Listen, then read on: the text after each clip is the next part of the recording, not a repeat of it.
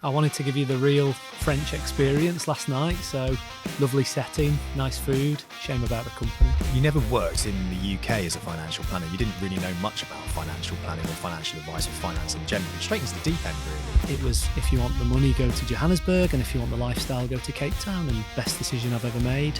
How did meeting Chris Ball come about? So what do I need to do next to make it a career? On reflection, how's it been? There's a few things we've adapted to, you know, the 2-hour lunches. Let's talk about the chickens, right? That's what everyone's here for now. Everyone's like, when are they going to get onto the chickens? Lucky clucker or marketing genius? How did this come about? And I put this post on about the chickens thinking, you know, I love seeing people create content that is authentic, and I think in financial planning it can be a bit stale. part of the job I love, and I think I've said this to you, is the first chat you have with people. I'm going to ask you the question then. Sounds amazing. Living in Cape Town, you set up a business, it was going well. Why leave? Mike, finally, I'm here in France to interview you about your Hoxton life. How you doing? Great. It's been a great day or two so far, and great to be here. Yeah, having fun, aren't we? We're creating a documentary about your journey Yeah. in France, in the international advice space, what brought you to France, and why people really should consider international financial planning as a career, just like yourself. Yep. Right, Mike. So we're outside today in an absolutely beautiful location. Thanks so much for booking this. We've had such a fantastic time here. The food is incredible, which is pretty classic for France, isn't it? Yeah, I wanted to give you the real French experience last night. So lovely setting, nice food.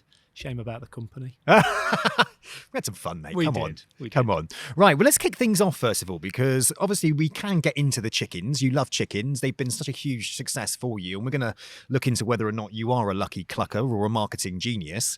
But first off, let's kick things off with, how did you end up in the international financial planning space as a career? Well, 15 years ago now, I look back very fondly. I used to be a medical rep. I worked for a company in the UK in orthopedics, loved it. And they sent me abroad a few times to work with specific surgeons. And I got the bug. And I asked them if it was possible to live overseas permanently. And they said no, they didn't have an opportunity. So I started looking and got approached by a very well-known offshore financial company. Yeah. And got offered the opportunity to go to a sort of newish region, Africa. And I remember very clearly that it was, if you want the money, go to Johannesburg, and if you want the lifestyle, go to Cape Town. And Cape Town was the choice, and best decision I've ever made. It was the start of my journey. Loved every minute of it. Met my wife there. Started to forge a career. I didn't know at the time it was going to be my career. It was a job, but really, really enjoyed my introduction. And then after 3 years in Cape Town, it was up to West Africa. So I got offered the opportunity to open a new office in Ghana, Right. which was a real experience. I do joke sometimes that it was punishment for a previous life, but it was actually a really good experience looking back. 2 years there, and then my wife's from Cape Town. I really miss Cape Town, so we moved back and set up our own company there. And I think it was at that point that I realised that I wanted to do this as a career. You know, maybe 3 or 4 years in, thinking it's just a job and I'm enjoying it, to, okay, this is something I want to do for the rest of my life. There's a gap there. There's an opportunity. And so what do I need to do next to make it a career? Interesting. You never worked in the UK as a financial planner. You didn't really know much about financial planning or financial advice or finance in general, right? No. So straight into the international world and straight into the deep end, really. Yeah. I mean, Yeah, it really was. That was a gamble. And I think a lot of people back then joining these international financial advice companies back in the day were gambling, really, because the amount of people you'd hear would go abroad to try and make it. Most of them came back a little bit poorer than what they went out. Yeah. Why Cape Town, though, when you say lifestyle up against Joburg for money? What I know, obviously, I mean, what you're saying, I understand it, but give us a breakdown of that, and what was your experience? Well, Johannesburg's the business capital of Africa. You know, South Africa is, I still think, the biggest economy in Africa, and Johannesburg being the sort of business capital, there was a lot of business industry, a lot of people there that needed investment advice. The lifestyle was more in Cape Town because it's a bit more laid back. It's more of a holiday destination. And so choosing Cape Town, I think, was a big conscious decision for me to say, well, there's business there and there's an opportunity, but I also want to enjoy myself. You know, if it was a choice of going somewhere just for work, that perhaps wouldn't have been as appealing. And so Cape Town was a great introduction. There was a good office. There was a good group of people there. You're right, a lot of them did take a gamble and returned home. Perhaps they hadn't quite made it for whatever reason. But for me, it was work hard, but also enjoy everything that Cape Town offers. And I talk very fondly to everyone about South Africa. It's a beautiful country. It's got everything as far as I'm concerned. It's climate. It's got beaches, mountains, forests. It's got the desert, the Karoo. It's got food, the wine. The lifestyle's brilliant. There are problems, you know, like anywhere. There are problems in South Africa, but opportunity is still there. And I go back 2 or 3 times a year to see clients, and I love it. It's like going home in a way. Johannesburg is a big, busy city, and I think there's still a massive opportunity there. Yeah. But Cape Town offers that balance. And there's a word that actually is quite new to me, which is semigration. A lot of people are moving from Johannesburg, from Gauteng, which is the province, down to Cape Town. So they're seeing that they want to stay in South Africa, but they don't want to stay in Joburg anymore. And there's a lot moving down to the Western Cape, where Cape Town is. So I'm going to ask you the question then. Sounds amazing, living in Cape Town. You set up a business, it was going well. Why leave? Because you're now in France. Yeah. It was a tough decision. It was a long decision that was in the making from my wife and I. And she's Cape Townian. You know, her family are there. It was more a case of where's the opportunity going to be for our daughters in the future. And without getting into the politics of it, South Africa does have issues around, it's called BEE, Black Empowerment and so on. We just thought that perhaps being back in Europe, being closer to the UK, to my family, her brother lives in the UK as well. So yeah, it was a decision that we both made to say, let's put a date in the future. I think my eldest was 4 when we left. And let's get back to Europe. It's a bit more first world. It's a bit more perhaps opportunity here for them to go to good schools, good universities. And I can get back and see my folks as often as I can here. You know, it's a long flight to Cape Town, 11 hours into Heathrow. It's a long flight. From here, it's maybe an hour. So all those sort of factors played in to us making the decision. It wasn't an overnight decision. It was, it's a bit cheesy to say, but we had, back in 2018, we put in our 2020 vision, which is let's leave in 2020. And then, of course, the pandemic hit in the sort of Jan, Feb, March. And that affected our timing a little bit, but we still left Cape Town in 2020.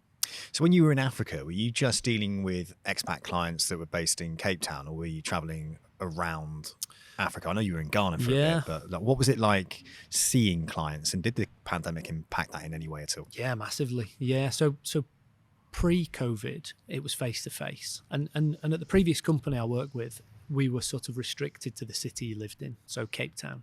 So I had a lot of clients in and around Cape Town. Then up to Ghana, met a few new clients up there, and then back to Cape Town. And that's where we started again. But then running my own business, we had free reign as to where we were going to advise clients. So some in Durban, some up in Joburg, and then a pocket up in Kenya. That was quite an interesting situation that arose. Got a phone call one day. I was referred to somebody.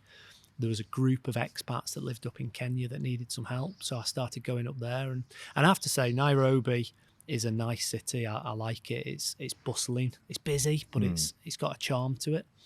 And Kenya as a country, you know, I said to my wife that I've been going to Kenya now for about a year. I don't know much about it. So we went together on holiday. And I have to say that the diversity of Kenya, you've got the coastline, the Indian Ocean down near.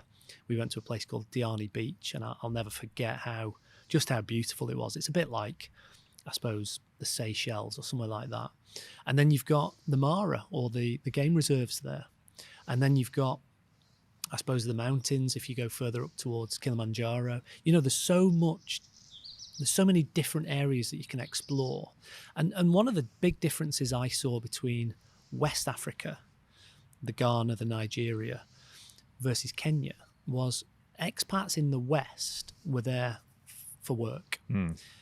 Expats in Kenya were there for work, but also the lifestyle. They were choosing to live there. And I found that really interesting, you know, for Africa.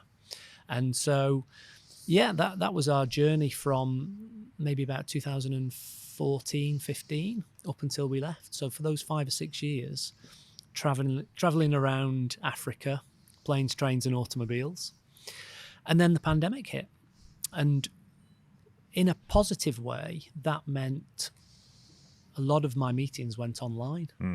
And that was a completely different perspective for me to deal with clients on a laptop, on a computer instead of face-to-face. But actually, it enables you to do more meetings, perhaps give better advice in a way. You know, if I had to fly up to Kenya and see somebody, I might see them for an hour once here and there, 6 weeks later, the same.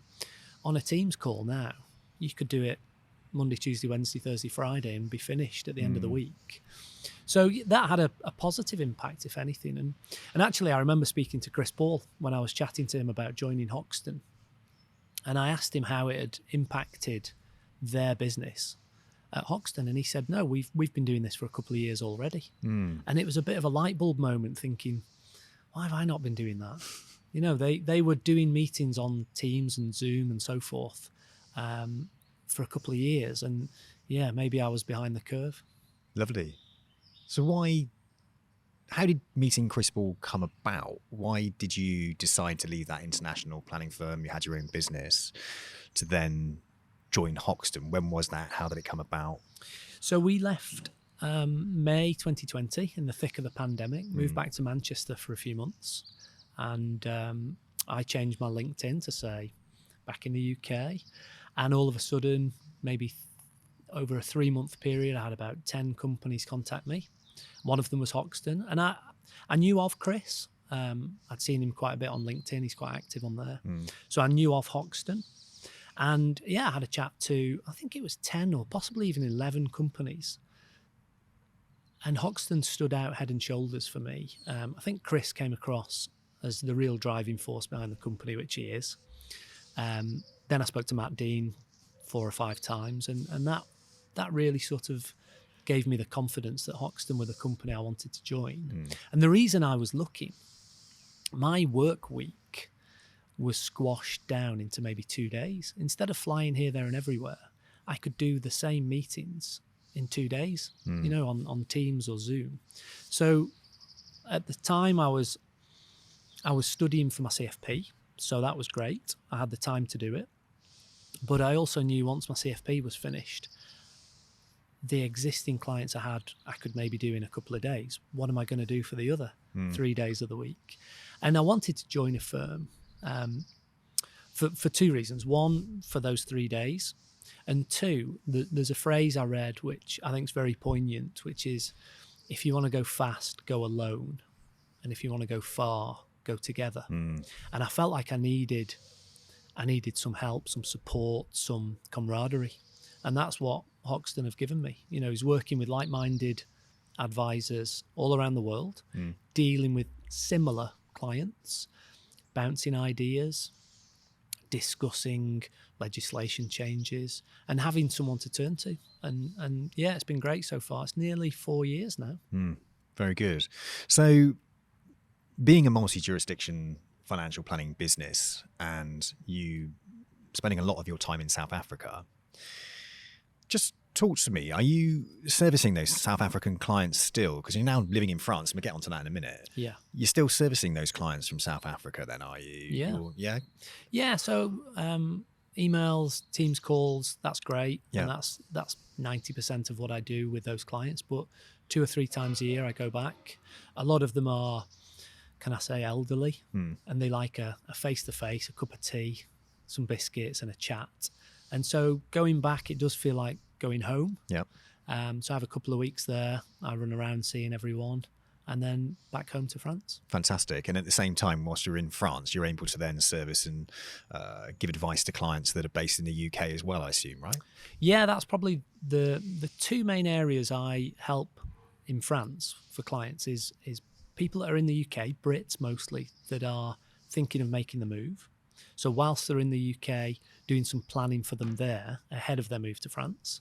And the other big area is US expats that have moved over to France. You know, they've made the decision that they want their retirement years over here. They sell up in the States. There's a lot of wealth in America, as we know. Yeah. And so coming over to France, where the cost of living may be slightly cheaper, and property certainly is in the rural part of France, you can buy some phenomenal properties at, you know, a third of the price of what they might be selling their US home for. And as soon as they leave the States, their US advisor, if they have one, can't deal with them. And they come over to France, and the French, mostly I'd say the French advisors can't help. And so that's the niche that I work in is the UK, the Brits that are coming here, and then American expats moving here as well. How long have you been in France for? Oh, it's 3.5 years now. Okay. Yeah. And on reflection, how has it been? Fantastic. Yeah, it's a great country. It's we're not here for the tax benefits like you might get in Dubai, for example, but our taxes pay for the country, the schooling that my kids get. You know, the roads are great, the railways are great, the hospitals are great, and so on and so on. It's a great first world country. There's a few things we've adapted to. You know, the 2-hour lunches is still blows my mind. I took a small office in the centre of Toulouse when we first moved, and at 12 o'clock you could set your watch, and at 2 o'clock they'd start coming back in. And I used to think but it's part of their culture, you know. And I actually really respect and actually quite admire it. They take their time to go out. You know, it's not a sandwich at your desk for 10 minutes. It's a 2-hour lunch where they talk, they discuss politics and culture and so on. But so far it's been great. And opportunity-wise, yeah, there's a big opportunity in France. But again, that's part of my role. You know, advising clients in America, advising clients in the UK, South Africa. France is one of the big areas I focus on. What about the French themselves? So someone's listening to this podcast now and they're thinking about joining Hoxton. Maybe they want to move to France like yourself. Do you give advice to the French? Yeah, we do. Not often. You know, the French, from what I've seen and understood, don't tend to invest internationally. There's a lot of high street banks that offer products that they invest in. So there's similar in a way to our ISAs. And they tend to stick to that. Now, that's a bit of a generalization, but the ones I've come across tend to stick to those types of products and not really international markets. But there's an awful lot of French that have worked overseas, particularly the UK, and have come back. And they often reach out for help, particularly UK pension planning, which is, as you know, it's a very specialist area.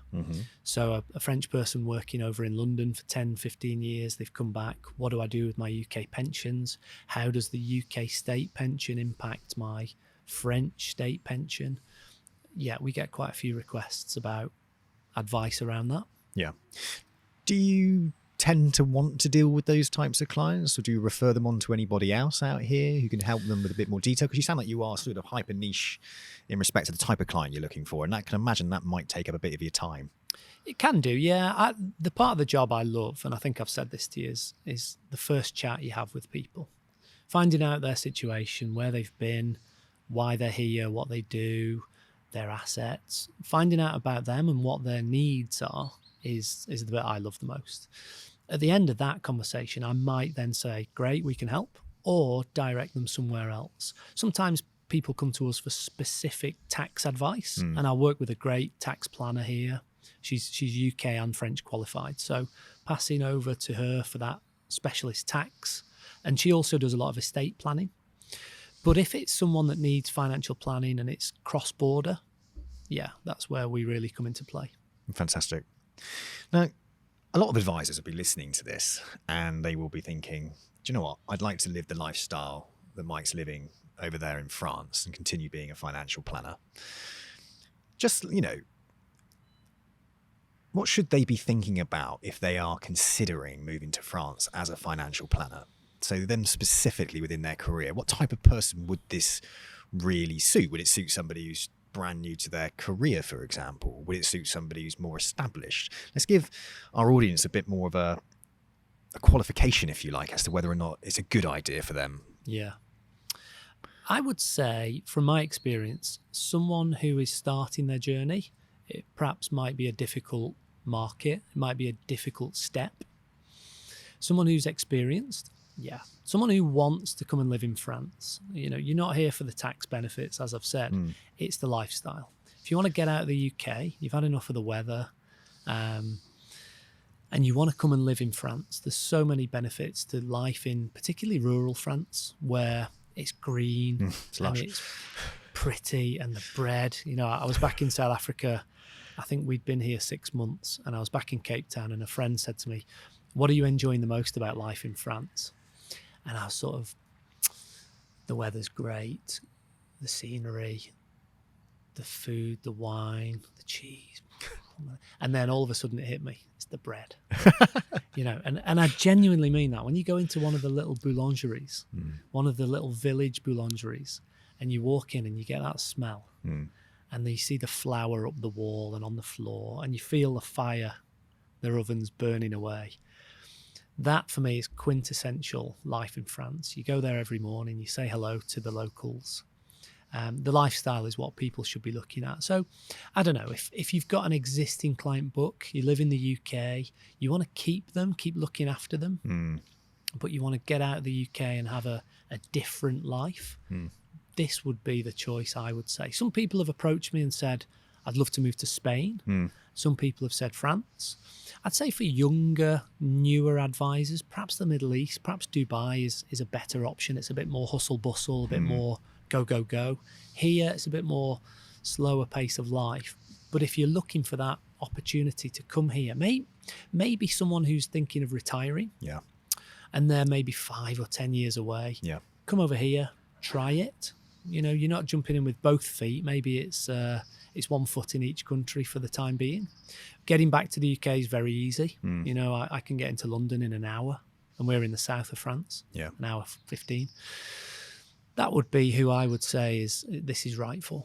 Yeah, I think, it's normal for people to think, oh, I'd love to retire abroad in the sunshine, or I'd love to go and live in the sunshine for the rest of my life. And I think when you've got to look at the average age of an advisor in the UK being 55 years old, a lot of those individuals are thinking about exiting their businesses. They're probably thinking about what they're going to do with the rest of their life. But you don't have to exit. You don't have to retire. And I think most people are now under this idea that I don't really want to stop doing stuff, because when you have purpose, life's interesting and life's fun, and you've got something to get up for in the morning. And the way I look at it, this international lifestyle as a financial planner, it's almost like try before you buy. So if you are like 50 years old, maybe you're 50, 55, you're looking at that next stage of your life. Why not just continue working with your clients, which you enjoy? If you enjoy the job, continue looking after those clients, continue to work with them. But as you say, you can do that from somewhere like France, which was an hour and a quarter for me from Heathrow. And I'm here. First off, I could start renting somewhere, couldn't I? Airbnbs, whatever. I could rent my property out in the UK. If I'm lucky enough, I might have already paid my mortgage off. I can rent that property out in there. I think the mindset should be, okay, I can live this lifestyle. I can have a taste of it whilst I'm working. And will that improve my well-being? Will that improve my life? Can I take it to another level? And I see that as a huge opportunity. But someone coming out, especially in the rural areas, someone coming out without that experience, I don't think without those client relationships, I do think will struggle. And I don't want to give the illusion to anybody within an international financial planning business that everybody can come across and everybody can get stuck in and start doing well. I liked what you said there about Dubai. Because that's where our HQ is at Hoxton, the energy there is insane. Like, you walk in, I have not felt an energy like that. There are individuals that have started on what we call the pathway, which is like the trainee route, and they're doing nearly 15 million in their first year. And I put that down, A, to the fantastic marketing and branding that Hoxton they invest heavily in that. The business developers, the training and the development that gets put into place when you go on that pathway journey. It's not admin to power plan to advisor. It's get on the telephones and be a business development manager. So we're training and developing these individuals with the right skills, the right processes to be a success. But I do think that if you are at that stage of your journey, you need to be around people that are doing that, right? So I love what you just said there. Directing those individuals over to that HQ area, get some of that tax-free benefit lifestyle over in Dubai. It is also a fun environment. It's where I am at the moment. Yeah. But for those advisors that are thinking about Europe, because we are regulated in Europe, we've got passporting across Europe. So if someone wants to be in Cyprus, Spain, France, like yourself, then they can most certainly do that. And the risk becomes less, I think, because do you know what, Mike? You can always go back home. Absolutely. Yeah. And that's the conversation I've had with maybe 5 or 6 people is, I'm a UK advisor. I've got a book of clients that I've looked after for 10, 15 years. I've got great relationships with them, but I've always thought about living overseas. Yeah. Great. What about best of both? What about you keep those clients? Yep. You keep looking after them exactly as you have done, but come and live in France. If my wife and I were a bit older and the kids were grown up, I would love to rent an apartment in Paris. Oh, yeah. Yeah. Just the two of us. And again, when I mentioned about living in rural France, that was a lifestyle choice for us. So we've got a house here. It's got a big pile of land that comes with it. The girls run around and chase the chickens and so on. But perhaps if you're a bit older, if you're 15, your kids are grown up and you're thinking, maybe the rural lifestyle isn't for me. City centre. I mean, we were in the centre of Toulouse yesterday. You can see that it's not a big, busy city, but there's enough going on to keep you entertained. Oh, 100%. And so that's what I will be thinking. Do I rent a house in a small town like Lavore where there's enough going on? Do I look at perhaps renting an apartment in a city? You can do that. You've got the choice. It's an option. Why not give it a go? And there's a lot of individuals, I suppose, when you are now, that stage of your life, and maybe your kids have grown up a bit as well, right? As you just said, it's different when your kids are grown up because you don't have to think about schooling and stuff. But you want to travel. Yeah. You want to go and maybe go on those like stay vacate. What did you say it was called?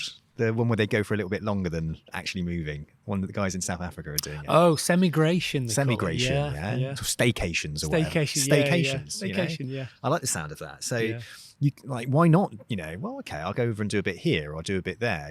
Dare I say it, almost like a digital nomad. And I don't think people are really offering that within the financial planning space. And Hoxton have created this environment, this ecosystem where you can do that. Yeah. It's just one of those things I think people should understand and bear in mind, that you aren't tied to the UK. If you're worried about your client relationships, it doesn't matter because you can service them from multiple jurisdictions and multiple countries. Yeah. We're FCA regulated. Yeah. And it's, one of the things I've noticed with Hoxton as well, and a huge opportunity also is, look, if you do join and you're thinking about exiting the business, again, it's a try before you buy. So you come on in, bring your business with you, get yourself set up, settle down, and when the time's right and you want to sell your business, we're a company that will buy that business from them as well. Yeah. If somebody needs to raise some capital, maybe for the move, maybe they want a part sale, these are all things that we can do. Yeah. We're a business that acquires and wants to onboard people in the right way. So yeah, I love it. Huge opportunity. Let's talk about the chickens, right? That's what everyone's here for now. Everyone's like, when are they going to get onto the chickens? So I mentioned at the start, lucky clucker or marketing genius. How did this come about? Very much lucky clucker. Yeah. So the idea of living in rural France was, let's have some animals. Where we lived in Cape Town was quite urban. We were in Camps Bay, which is one of the nice suburbs, but a small back garden. And we had dogs and we had cats. But coming here, the dream was always to have, not quite be self-sufficient, grow your own and stuff, because there's fantastic markets that we'll hopefully see today. And one of the things we wanted to do was chickens. And so there's an organisation in France that rescues them from battery cage hen production. And so we went along with the viewpoint to go and get one each, one for me, one for the wife, one for each of the girls. And the lady was very persuasive. Oh, will you take another? Will you take another? We ended up with 7. And so because we've got the space for them, that wasn't an issue. We brought them home. They were in a bit of a state, I have to say, you know, living in a little cage for 2 years of their life. Their feathers were missing and they had bald patches, and, you know, they're a bit underweight and so on. And so we read up a little bit about how to care for them and what you should feed them. And well, one of the things says free range chickens are the healthiest. So we just let them roam. And they're so cute in a way that they take themselves back to their coop every night. When the sun starts to go down, it must be bedtime. So they waddle off back, and then we close them in at night. And they're great little creatures. Love having them. Fresh eggs like you've never seen. You know, the colour. I'm like a deep gonna orange. going to become a cookery program in a minute. But yeah, that colour of a yolk that you've never seen before. Like the sun. Yeah. Yeah. It's unbelievable, and the taste is very different. And so having them has been great because the girls have got used to them, and they like to pick them up and stroke them. They're cute little things. And so they become part of our life. And stroke of genius, definitely not. Complete luck. I took a photo one day. They were sort of lined up on the driveway, maybe 5 of them, one behind each other. And I took a photo and I sent it to my wife and said, they look cute the way they are. She said, yeah, they do. You know, you should post it, or that's a great photo. And so I thought, I'll stick it on LinkedIn. You know, I didn't have a lot to say that day. And I put this post on about the chickens thinking, whatever, why not? And the amount of people that contacted me, something different, you know, love your chicken picture, what are their names, you name it. I got every question. And you think, maybe that's just it was one of those days that perhaps it was a slow news day. But then for the next 2 or 3 weeks, every time I opened a Teams call with someone, the first thing they would say, love your chickens. And you start thinking, okay, you know, what about me or the kids, the wife? And so it just became one of those things that I think people like the idea. They're cute little creatures. They're a bit sort of, if you've never grown up with chickens like I hadn't, there's a bit of intrigue there. And so it sort of snowballed in a way. And, you know, you come up with these daft things like Chicken Tuesday. So every week now, the chickens are there to talk about financial planning. And then, you know, Yuille's Pools is another daft hashtag I use. But I think it's a break from the norm. When you see regular posters on LinkedIn that are posting the same stuff about financial planning every day, it can become a little bit same.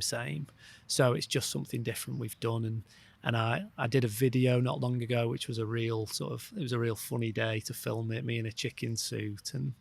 And so it's become one of those things that I think people... I do get messages. People say, it's Chicken Tuesday tomorrow. You think, okay. Pressure. Yeah.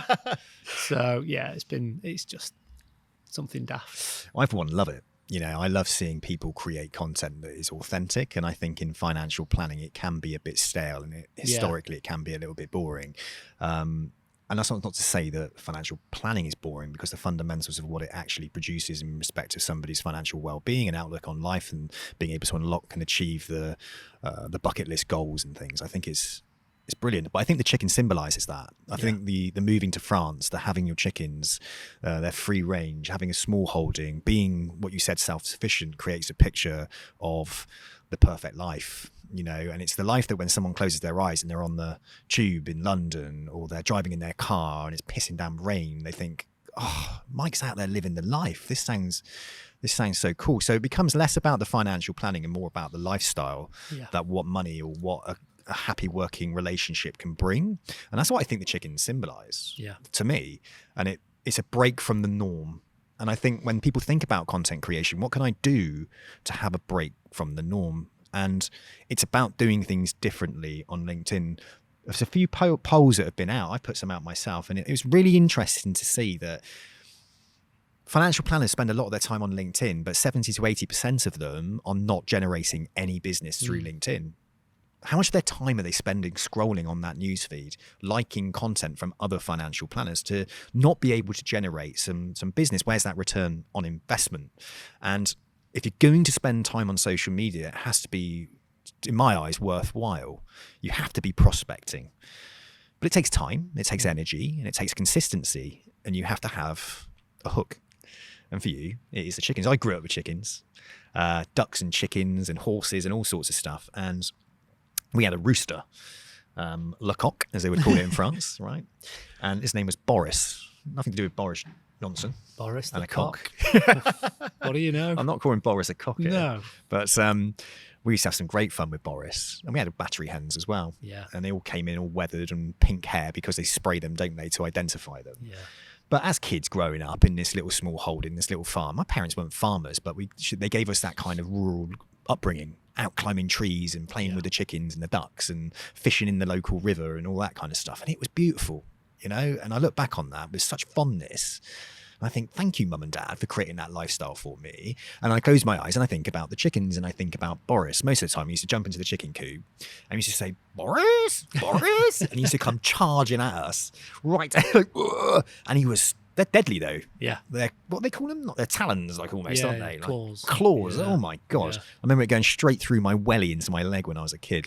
But the aim of the game was, can we wind him up enough for him to chase us, for us to get out there before we get mauled? Yeah. How come your chickens don't get taken down by the fox? And I'm waiting to hear about a nasty fox situation. No, we've had one die with a dog. A neighbour's dog got in, and yeah, that was sad. But no, they take themselves back into their coop at night. Yeah. We close them in, and then we let them out the next morning. So during the day, no, they're fine. They wander around, and at night they're protected. So. Let's talk about the types of people that then contact you on LinkedIn, because LinkedIn's been a success story for you, right? Yeah. And the chickens. Let's talk about some of the people that contact you on LinkedIn. Who? Well, if I go back to the beginning, I think when I first moved to Cape Town, LinkedIn, so that would have been 2009, 10.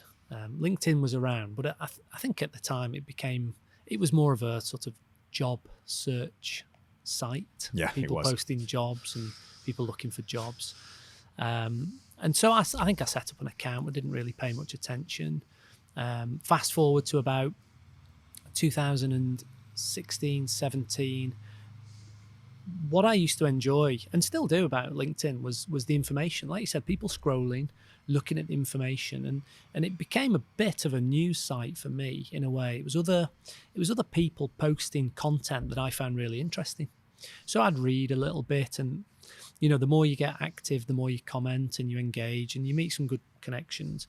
But I'd never thought about how it could perhaps improve or impact my business until a chap in South Africa, we had a bit of back and forth about it. And he said, look, this is going to be a fantastic way of marketing yourself in the future. So be as active as you can. And that was around about 2018.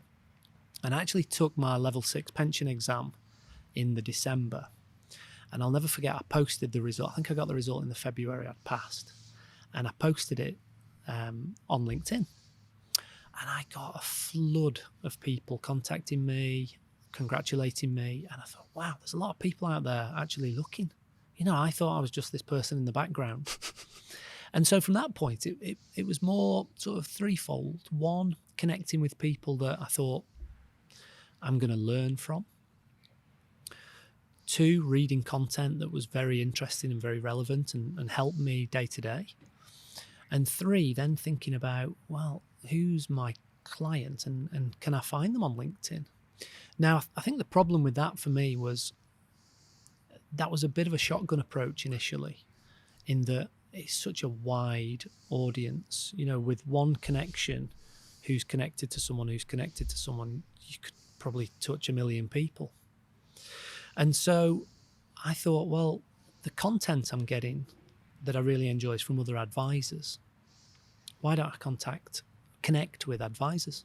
So I did. I started connecting with UK advisors. When I did my CFP, I think I finished that in 2021. I started connecting with a lot of CFPs over in the States, in South Africa. Started posting a bit more about me and the journey and so on and so on. And since then, I think people have realised Brexit had an impact, and I'll perhaps touch on that. I think people have realised that the niche that I'm in, that Hoxton are in, is something that they often need. They come across clients that are in a position that they can't help. And so we're in that very niche market that we can. And a few things on LinkedIn that crop up from time to time is consistency, is relevant content, perhaps something a bit different, chickens, but getting noticed. You know, when a UK advisor comes across a client that's perhaps moving to France or is in France, I want them to think, I can't help them. Who do I know that can? My mate Mike. Chicken man. Chicken. Don't call me that. That's too late now. Yeah, I've had that. And so LinkedIn's become, it's become the number one sort of marketing way for me to promote what I do, and to be at the forefront of people's minds when they come across that person they can't help. Yeah. I'm not treading on toes. I don't want to be in competition with anyone. As in, I want to collaborate with UK advisors and US advisors and South African advisors that come across a situation they can't help and they think of us. And then we work together. I had a chap a few weeks ago and he said, I've got a client moving out to France. He's hoping to live there for 3 or 4 years and then return. Great. While he's here, I'll look after him. As soon as he comes back to the UK, he's your client. And that sort of collaboration, I think, is what people like, respect, want. And Hoxton and myself are in that niche where I think I tend to focus on the UK as in people moving. Yep. France, because I live here. South Africa, because I've been there for 10 years. And the States, because I've got my qualification over there, and that enables me to help people in the States, but also perhaps Americans that are moving to France and Brits that have lived there and come back. And so that niche, that forefront of people's minds, that image of a chicken, yeah. People remember it, don't they? I hope so. No, I love it. I think it's fantastic. Collaboration, not competition, has always been a motto of mine. Ever since I started the Financial Planner Life, it was all about bringing to life the careers of those that work within it to help attract new people as a higher purpose. So we get more people out there being looked after by well-qualified and trained financial planners to create a profession and get younger people involved. You know, that was really, really important to me. But I couldn't do that on my own. It was all about collaboration. It was your stories. You know, it was stories like yours that would inspire others to push ahead in their careers. Maybe the power planner who wanted to become an advisor, the advisor that wanted to set their own business, you know, or even the tree surgeon. Yeah. You know, what a story. What a story. And he's been on the podcast. Who wants to become a financial planner. In all different walks of life, there are people out there, but we need to be able to collaborate. We need to be able to educate, and we need to be able to share stories. And that's ultimately what you should be doing on a on a website like LinkedIn, on a community-based site like LinkedIn. It's important that we share and we think about other people. What do they want to know the answers of? And I get approached all the time by advisors, you know, what sort of content should I be putting out? And I'm like, look, you know what sort of content you should be putting out. The problem is you're thinking about, am I looking good in front of other financial planners like I know what I'm doing? And it's like, forget those people, because your clients, the targets, the people that you're working with and looking for, don't really know much about finance as much as you do. So you need to dumb it down, in other words. You need to keep it really, really, really, really simple. And the person who creates really simple content answering those questions that their clients have got going through their minds, but maybe don't have the confidence to ask, you know, those entrepreneurial people that just want to drive forward and build a business, but don't in the background really have great financial plans in place, because all they're thinking about is growing their business. What are they missing out on? You know, what things are they missing out on? What things might be living in their head rent-free that's causing financial insecurity? What should they be planning for if things don't happen the way that they hope it's going to do in their businesses? As we know, most businesses do tend to fail, right? Create that content, put that content out there, make it educational and simple, really easy to understand, and you will stand out. Yeah. Love it. Just on that, there's a couple of planners that I look at their content and go, wow. From a technical perspective, I look at it and think, that's brilliant. Who likes? Ross Naylor. Okay. Ross is a chartered planner over in Poland. And his posts are fantastic. Really, really good, detailed information for expats. And I sometimes, and I don't mind admitting this, and Ross and I get on really well, collaboration a lot.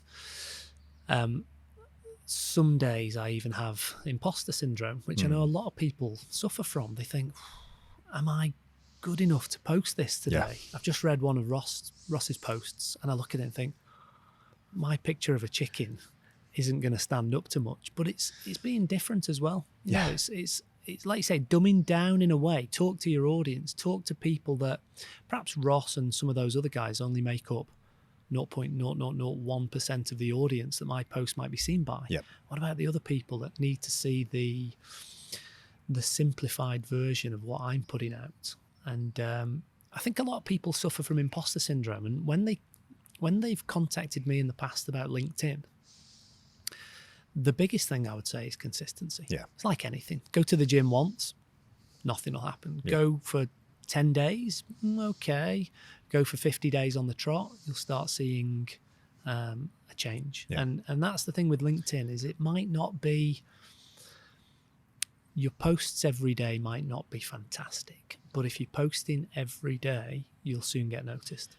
I've got a simple strategy, 20-10-5. So you can only do 100, because LinkedIn also, right, you can post, but if you aren't prospecting, right, and engaging, it's kind of like shouting into an empty room. Yeah. Right. So you need to build your connections. You need to engage with them. The algorithm will then reward you with your content being put in front of more people if you're showing the algorithm that you're engaging on their platform. That's what they want. Yeah. You on their platform engaging and creating debates, competition, conversation, etc.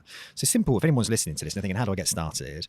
Think about 3 pieces of content that you can create, nice and simple, to the problems that your clients are experiencing or the problems that your introducers might be experiencing. Yeah. Don't just think about client, B2C. Think about B2B. B2B is an untapped market within financial planning, especially on social media. It's why I'm coming up with the Expat Life podcast, and it's going to absolutely smash it. Bulletproof entrepreneur Alan Smith does it amazingly. He does. Right? That's brilliant. Like, look at that. Oh my God, he's doing it. So why is he speaking to entrepreneurs? Because entrepreneurs listen to other entrepreneurs, and entrepreneurs tend to have a bit of cash, right? So there you go. There's your B2B market. But follow this, the 20-10, right? 20 connection requests a day. You can only do 100 a week anyway. Yeah. Yeah. 10 engagements, that's likes and comments. 5 direct messages. Now, if you do that 20-10-5 and you do it every single day, you're creating warm leads. Now, what is a warm lead? A warm lead could be somebody that's engaged on your post, followed you, or accepted a connection request. Yeah. They're front and center of you're front and center of their mind because they've recently engaged, they've seen something on a comment that you've put or whatever. Reach out to those people. They're the people that you target with a direct message. If you do that every single day, over time, you're going to build your audience, because if you get 50%, you're going to get 2,500 connections a year. Yeah. Right? Now, if you're engaging with those people, you're going to get higher engagement rate, higher follow rate, higher response rates. Now, it doesn't happen overnight. It takes time, and you've got to do it every day. But that 20-10-5 process, don't dwell upon it. It takes half an hour every single day. Yeah. Right?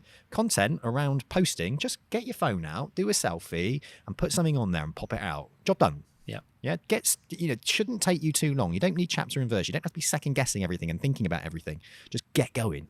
And if you do that, and you do that consistently every single day, I promise that you will get business. And I can't tell you it's going to come day one, but I bet after 90 days, you will. Yeah. And if you start the process and go, how many connections have I got? How many followers have I got? What's my engagement rate at the moment? And you monitor that all the way through over a 90-day period, and you look at how many new connections there are and how many messages you sent and all of that kind of stuff, you'll start to see, oh my God, if I can't generate business through targeted outreach to 2,500 people a year, maybe I need to reconsider what I'm doing.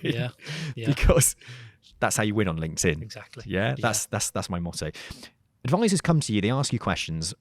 They ask you questions also about qualifications, don't they? Because a lot. So I think there's this problem out there where they're looking at the international market and they're thinking, do I need different qualifications? Just break down what your advice is to those advisors when they are thinking about qualifications first before, stepping into the international space, because I can imagine it's kind of like a barrier to entry in their mind. Yeah, often people will message me and say, hey, can I book 30 minutes to discuss? I'd love to work and live abroad.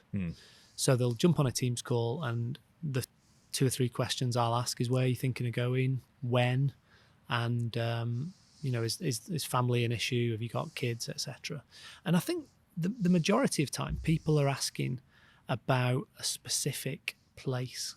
So it's not, you might have 1 or 2 here and there that say, I want to live abroad. Where do you want to live? No idea. Most of them have a country in mind. I'm thinking of going to the States. Okay, what an opportunity. Your UK level 4 or chartered, great. For the States, there's an exam to do. It's a tough one, but once you've done that, away you go. Europe, there's an exam to do in Cyprus where we're licensed. Once you've done that, any country in Europe. Australia the same, South Africa the same. So I think my advice is, within a time frame, when are you planning to go? And can you start working towards it now? There was a young guy contacted me a couple of weeks ago and he said, 2 years time, I'm thinking of moving overseas. What should I do next? And I said, do your CFP, because what a qualification to have as a UK planner. And then do your overseas qualification. Now, he was thinking of the States. So for the next 2 years in the UK, he's going to continue building his book of clients. He'll probably do his CFP year 1 because he's a smart cookie. And then year 2, he'll probably do his Series 65, and then he'll move out to the States. What an opportunity. You know, level 7 CFP, UK, book of clients he can continue managing and go over to America, and the opportunity over there is, I mean, it's unbelievable. It's huge. So I would say don't have it as a barrier. You can move overseas straight away with level 4, Yeah. you know, and particularly if you're thinking about going to the Middle East, going to Dubai, there's an opportunity there to work, giving advice in the Middle East, but also back into the UK servicing clients. It's not that big a barrier in my experience. Yes, there's exams and there's different ones for different areas and jurisdictions, but it'll be no real different to what people have done in the UK already. And don't have that mindset that, panic stations. You know, there was a chap who contacted me who was in his 50s who said, I think I'm done with exams. I said, no, I understand how you feel about it, but an hour a day for 3 or 4 months, you'll have it licked. No problem. So opportunity wise, massive. Pick a country. You know, one chap 10 days ago said he'd lived and worked in Switzerland. Loved the idea of going back to Switzerland. Fantastic. Do it. You know, take that plunge. I think going back to what we said earlier, you can have that try before you buy, 1 foot in each, give it a go. What's the worst thing? Move back to the UK. Yeah, it's not a bad thing. CFP, just very quickly, has that been beneficial for you? Massive. Yeah. It's so internationally well recognised, and it's now gaining an awful lot of traction in the UK. So I think in the States, massive. In Australia, massive. South Africa, parts of the UK, parts of Europe, it's well recognised. For me, it was twofold. One, it changed my entire outlook on financial planning. The case study had no mention of products. There's nothing in there. It's purely crunching the numbers and looking at the situation and writing I think it was a 92-page report. It was tough. Loved every minute of it. Almost every minute. But 2, it gave me, I suppose, that recognition internationally. If I connect with a CFP over in the States and they're a CFP, yeah, I think it's well recognised throughout the world. And I think even if you're going to stay in the UK, what my understanding is, the CII LIBF is quite, what's the word I'm looking for? Technical. CFP has the technical and the practical experience within it. And I know a lot of people are doing it. And there's some great help out there. There's a lady called Jackie Lockie who I've sent a lot of people her way who've said, I'm looking at doing the CFP. I said, great, do it, get some help. And she's a great resource. Fantastic. I think on a final note, I just want to wrap it up with, if you're listening to this podcast and you want to know a little bit more about Mike's journey, we've also recorded a little documentary with you since we've been out here in France. So go to the show notes and click on that, and you'll see behind the scenes